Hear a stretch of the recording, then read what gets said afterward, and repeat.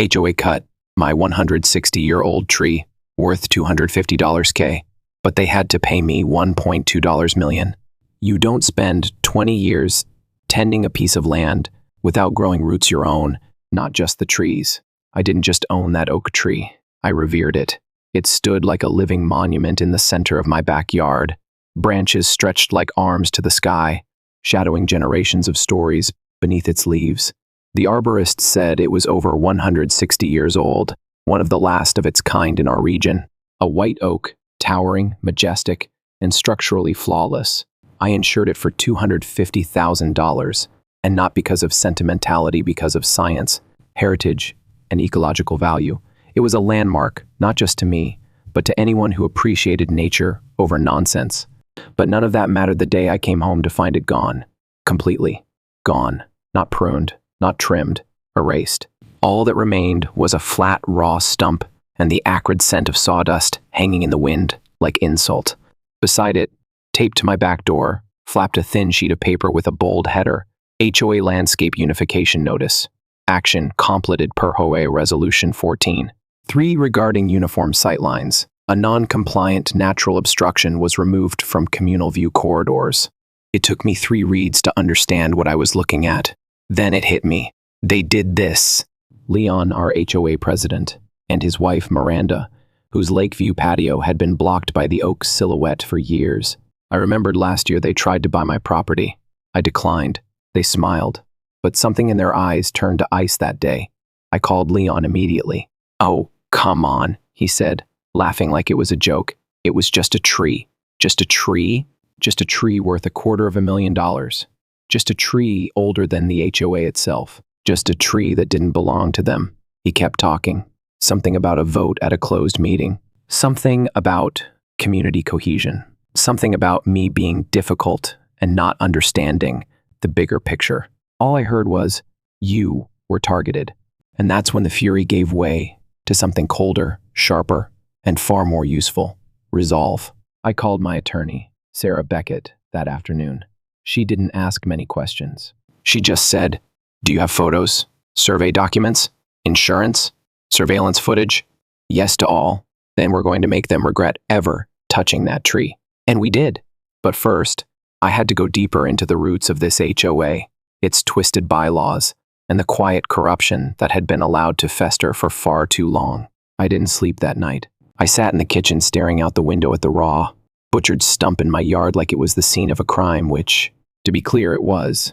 The silence felt obscene. That oak had been part of the soundtrack of my life, rustling leaves, creaking limbs, the chatter of birds at dawn. And now, it was gone by order of a homeowners association that I never voted for, and that had no legal right to touch what didn't belong to them. My phone buzzed just after 7 a.m. Sarah, my attorney, texted, "Do not engage with the HOA directly. Start documenting everything. And check your security footage." I opened the app connected to my home security system and scrubbed through the previous day's feed. And there was, time-stamped, crystal clear, a landscaping crew in unmarked trucks. 3 men in reflective vests, chainsaws, helmets, Leon standing beside them, gesturing toward the tree with a coffee in hand like a smug battlefield general, and Miranda, arms crossed, sunglasses perched on her head like a crown, watching from across the property line.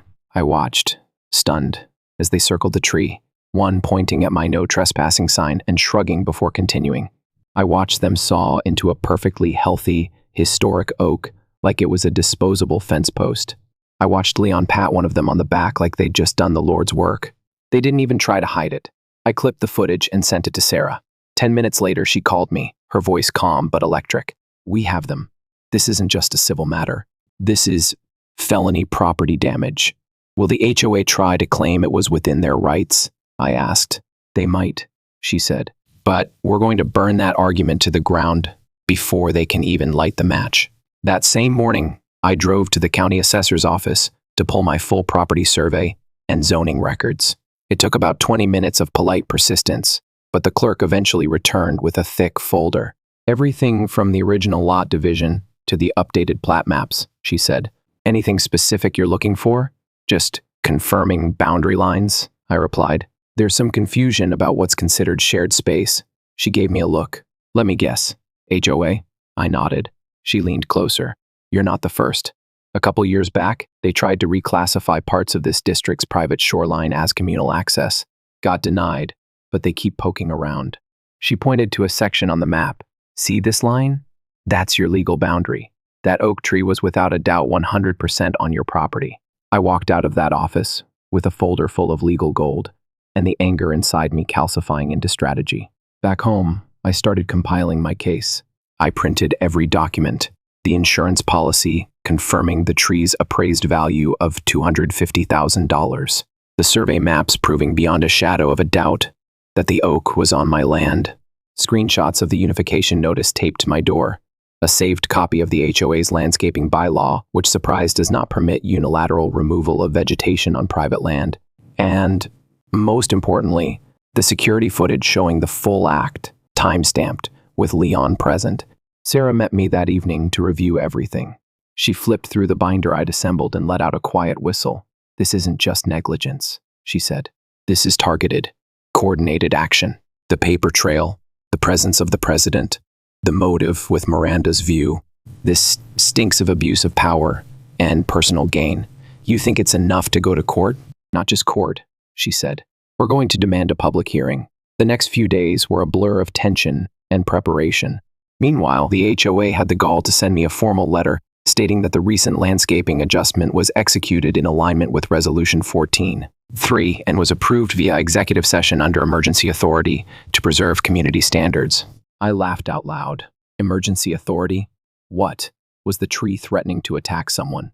Sarah drafted an immediate cease and desist notice and sent it to the HOA's legal counsel with an attached demand for formal apology, full financial restitution, and a halt to all communications with me outside of official legal channels. We gave them 72 hours to respond. They didn't, so Sarah filed the lawsuit we were seeking.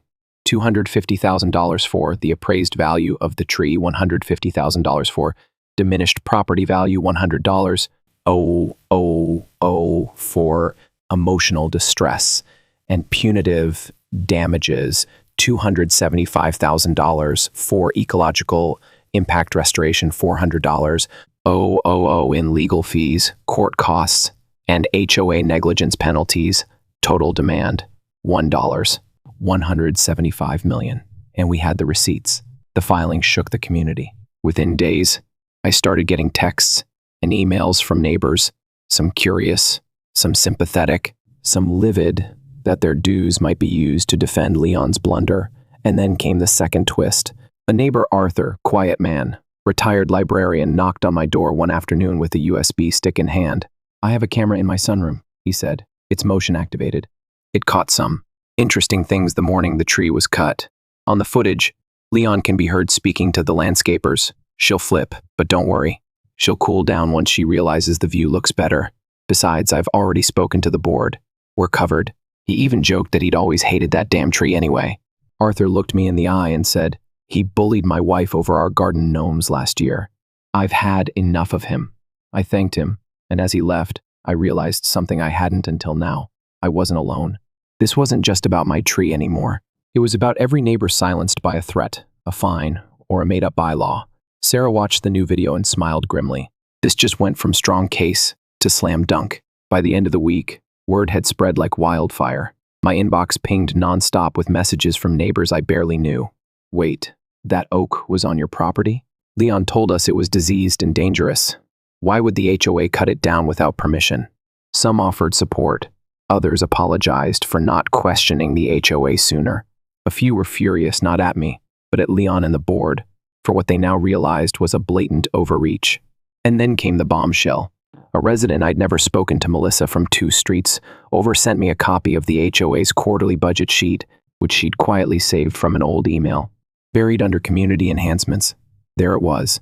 Line item, landscape sightline optimization, $14,250. Sarah reviewed it and nearly laughed. They used association funds, your dues. Everyone's dues to hire a crew to destroy your private property. And they named it after the dam view, I added. That single line item took our case to another level. Now we weren't just pursuing damages for the destruction of the tree. We had evidence of misuse of HOA funds, potentially violating fiduciary duty and state HOA compliance statutes. So Sarah filed a second claim, this time for financial misconduct and fraudulent use of communal funds. The impact was immediate. HOA emergency meeting. Day one of the cracks. An emergency meeting was announced via community bulletin and email. Only this time, it wasn't orchestrated by the board. It was demanded by the residents themselves. The turnout was massive. We met in the local library's multi-purpose room because the clubhouse was under maintenance, which no one believed. I arrived with Sarah and a binder thick enough to bruise someone. Leon stood at the front of the room, flanked by 2 board members, trying his best to look composed. But the bags under his eyes and the twitch in his jaw told another story. He cleared his throat. Let's all remember to stay civil. But he was cut off by a voice in the crowd. Did you lie about the tree being diseased? Another. You said it was on HOA land.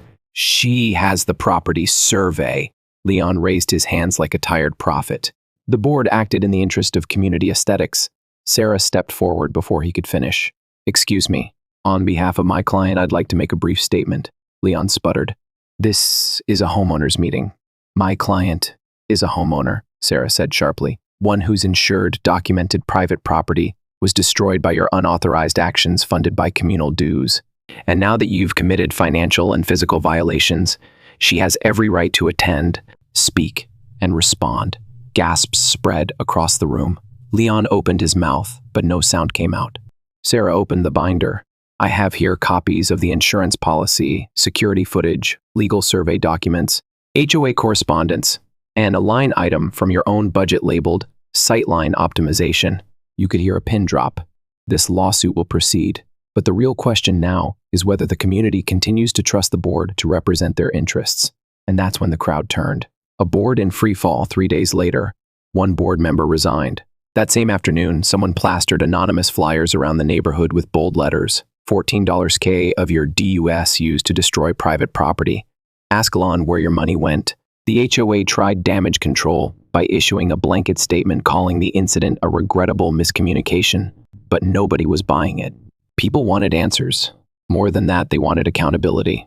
That Friday, Arthur, the neighbor who had given me the surveillance audio, was nominated to the board by over a dozen homeowners. His quiet resolve and dry wit made him surprisingly popular. When a community member asked why he wanted to run, his answer was simple: because someone has to remind Leon that the HOA isn't a monarchy. The offer that weekend. An envelope appeared in my mailbox, no stamp, no return address. Inside was a formal-looking letter, settlement offer, without admission of guilt. The board of directors, in an effort to avoid prolonged litigation and media attention, offers a one-time settlement of $320,000 to resolve all pending claims.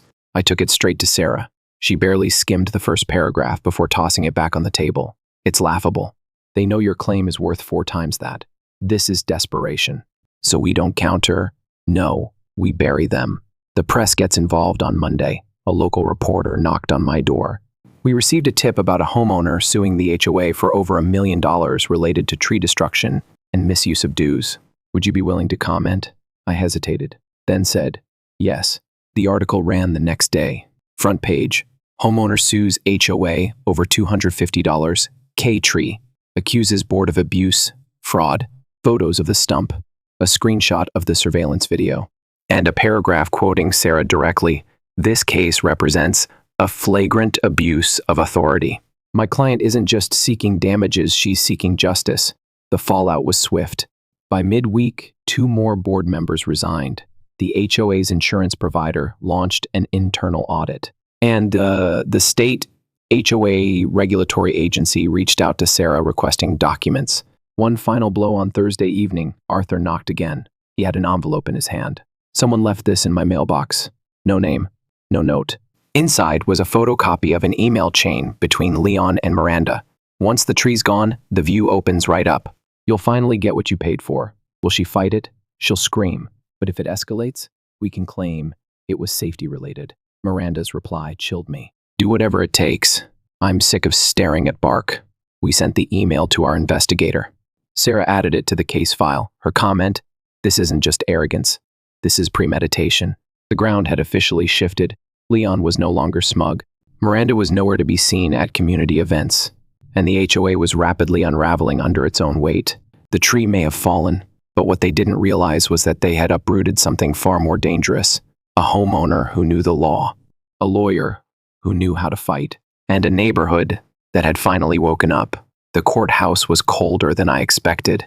Not physically, it was summer, and the AC did its job, but something about the silence, the polished tile, the tight-lipped professionals stalking through the hallways made the air feel thin, like oxygen and justice were both being rationed. But I was ready. I walked in with Sarah, my attorney, on one side and Arthur, now officially an elected board member, on the other. He offered me a quiet nod, then whispered, "Whatever happens today, just remember, that tree might be gone, but so is their grip on this place." He was right. The oak had fallen, but what had risen in its place was something more powerful than roots: truth. And now, the people who had tried to bury it were going to face the consequences. A courtroom full of secrets. Leon sat across the room, jaw clenched, dressed in a suit a little too sharp for someone whose world was collapsing. Miranda wasn't present. Rumor had it she was advised to stay away, especially after the leaked emails that clearly revealed her role in ordering the tree's removal for her personal gain. Their new lawyer, a man who looked like he charged by the eyebrow raise, opened with a long-winded argument about good faith decisions and subjective community standards. Sarah, bless her, stood with the patience of a saint and the precision of a scalpel. "Your Honor," she began, "this is not a case about landscaping. It is about trespass, destruction of private property, abuse of authority, and fraudulent misappropriation of funds committed under the guise of communal interest." Then came the slideshow. Sarah presented our evidence with surgical control: security footage showing Leon overseeing the cutting, insurance documents proving the tree's value, survey maps with clear boundary lines, the HOA budget sheet listing the $14,250 sexpence, and, finally, the email chain between Leon and Miranda.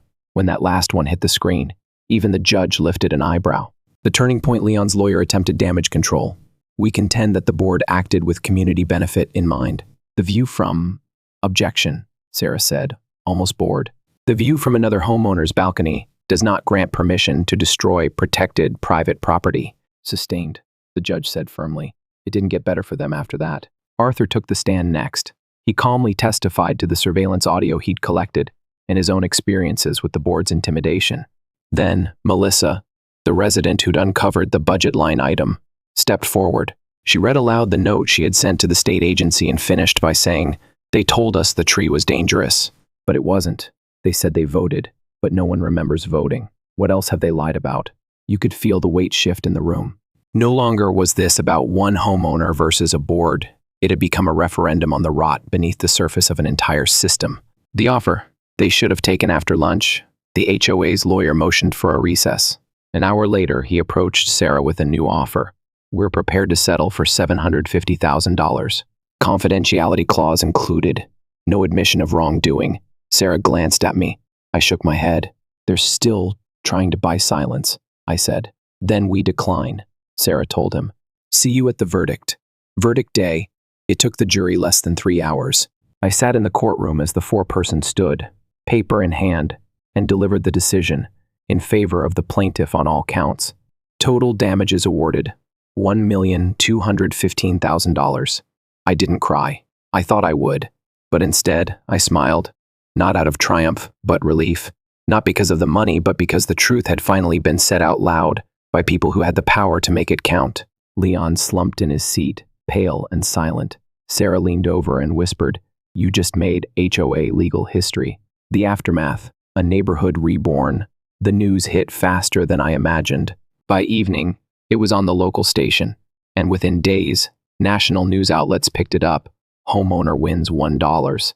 2M lawsuit after HOA destroys historic oak tree neighbors I hadn't seen in months knocked on my door with muffins, letters, or just awkward smiles and overdue apologies. Arthur and Melissa helped organize a town hall to elect a new HOA board. The room was packed. Leon was officially removed from his seat by unanimous vote, though. Technically, he'd already resigned in disgrace.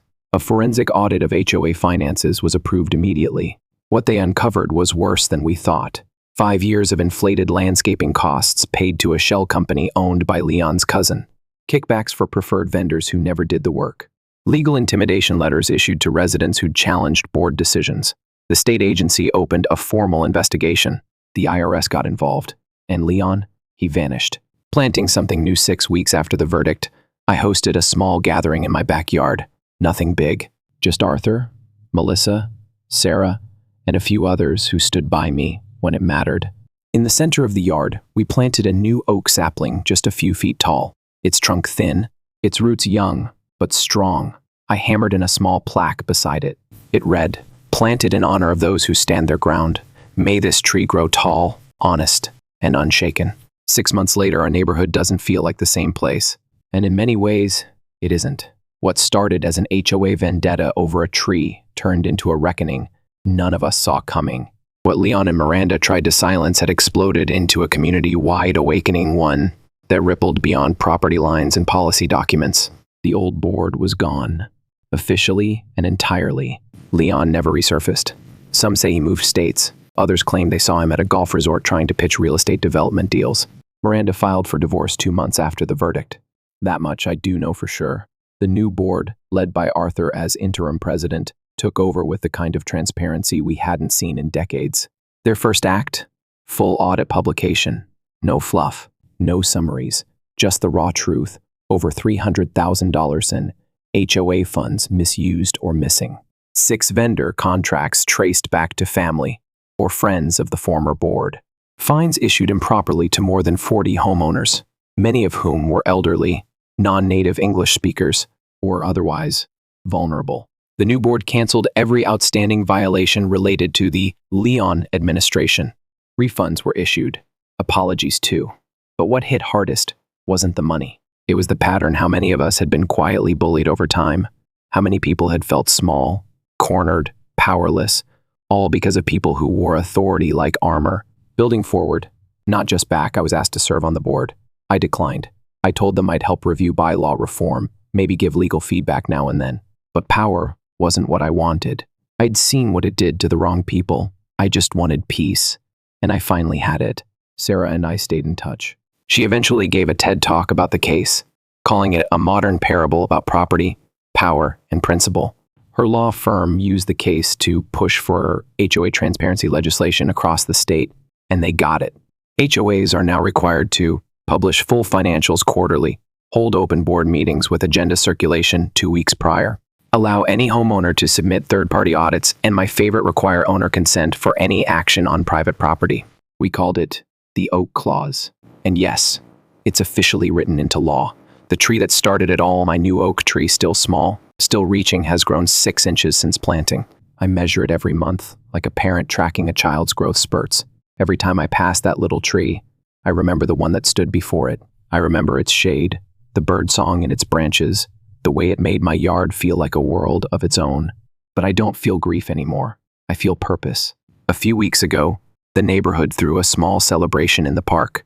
Nothing fancy, just picnic tables, local musicians, and a banner that read, "To new beginnings, and to standing tall."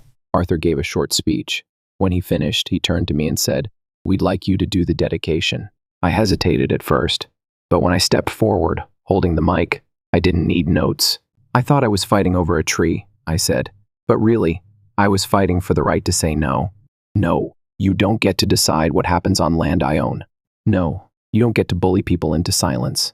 No, you don't get to rewrite reality just because you hold the gavel. If we learned anything this year, it's that standing your ground isn't about stubbornness.